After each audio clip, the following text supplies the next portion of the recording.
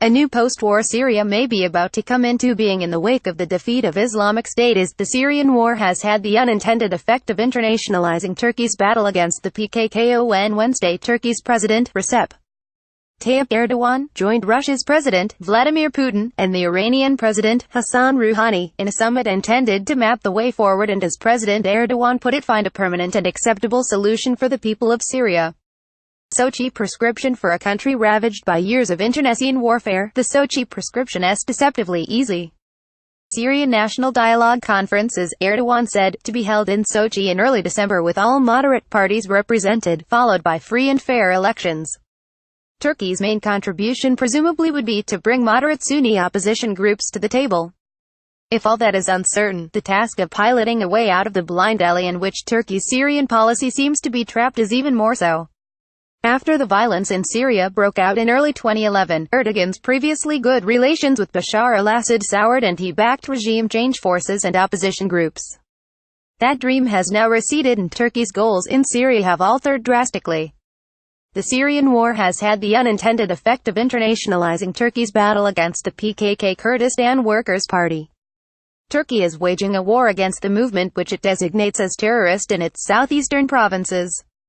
So the overriding imperative for Ankara now in Syria is to end the growing autonomy of the Syrian Kurdish enclaves along its borders run by the PYD Democratic Union Party, an offshoot of the PKK, though.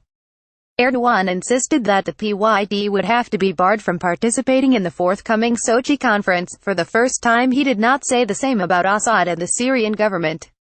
Dialogue with Assad. Assad was not at the Wednesday Sochi summit, evidently because of continuing Turkish hostility to him, but he was very much in the picture, having been in Sochi meeting his ally President Putin 2 days earlier for separate talks and given a very warm welcome. So could Turkish dialogue with Assad be re-established?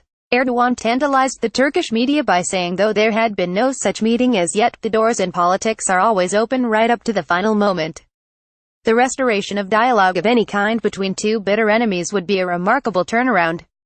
However, some Turkish commentators close to the Turkey's ruling party AKP are now saying that Assad is no longer Turkey's chief adversary in Syria. In their view, the enemies are the Kurds and the US, which they take to be behind the Kurds. Read more. Are US and Turkey heading for divorce? Ibrahim Karagul, editor of the Prokyeni Safik, wrote this week Turkey should not be obsessed with Assad or the regime, it should have an attitude toward all attempts targeting Syria's division. Greater threats are targeting the region and Turkey. Here the attitudes of the other two countries attending the Sochi summit, Iran and Russia, are critical.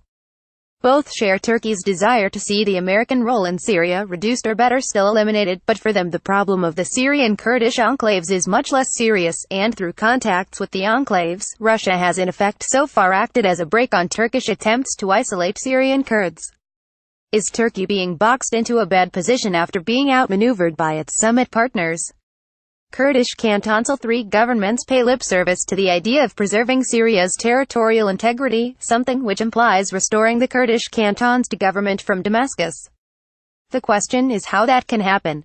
One route might perhaps be under a deal between the Syrian government and the PYD, perhaps underwritten by a parallel Russian-American agreement, something that both Kurds and Turks would dislike.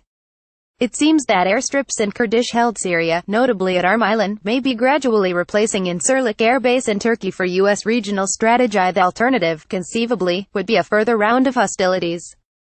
President Erdoğan talks of an assault to clear the western Kurdish enclave of Afrin and repeatedly warns in the words of it that we may turn up suddenly one night, but that option does not seem on the cards at the moment. The Syrian Kurdish militia, the YPG People's Protection Units, has a very good fighting record, is well armed, and has dug in to defend itself. Fighting it without air support would be a very risky endeavor. Furthermore, the enclaves are protected by their close proximity to United States military units in Syria. Turkey claims that these are stationed at 13 points and air power. U.S. in Syria indefinitely. Though the war against is the reason why there are U.S. forces in Syria is drawing to a close. The U.S. Secretary of Defense Jim Mattis said 2 weeks ago that the U.S. will remain in Syria indefinitely, for as long as they want to. It seems that airstrips in Kurdish-held Syria, notably at Armylan, may be gradually replacing Incirlik Air Base in Turkey for U.S. regional strategy. Moreover, a bond of intense friendship seems to exist between the YPG and the U.S. forces, making Turkey deeply suspicious of the U.S.'s motives in Syria. On Friday, the U.S. President Donald Trump attempted to allay these fears in a telephone conversation with the Turkish president by pledging that the U.S. will not give any more arms to the YPG. Read more: Turkey's dilemma in Idlib, defeating the Kurds and taming the rebels. But this only echoed similar earlier assurances by the U.S. to Turkey, which Ankara does not believe. Turkey wants the U.S. to repudiate its alliance with the Syrian Kurds and, given this background of ever-deepening Turkish distrust of the U.S., it is easy to see why Turkey drew closer to Russia and Iran at Sochi, but there is still no sign that the Turks realistically expect Iran or Russia to assist them in suppressing the Kurdish enclaves in Syria. The person who does possess both the necessary means and the motivation for doing so remains Bashar al-Assad. Assad has both an air force and a clear legal basis for flying anywhere in Syria or permitting others to do so, and is inside the joint Russian-Iranian air defense system, but it seems unlikely that Assad and Erdogan will be able to swallow their pride and make a deal. Nor is it clear that either the US or Russia would be very averse to seeing a new Kurdish player gradually emerging in the troubled politics of the Middle East. David Barchard has worked in Turkey as a journalist, consultant and university teacher. He writes regularly on Turkish society, politics and history, and is currently finishing a book on the Ottoman Empire in the 19th century. The views expressed in this article belong to the author and do not necessarily reflect the editorial policy of Middle East Eye. Photo: Turkish President Recep Tayyip Erdoğan and Syrian President Bashar al-Assad in friendlier times. AFP.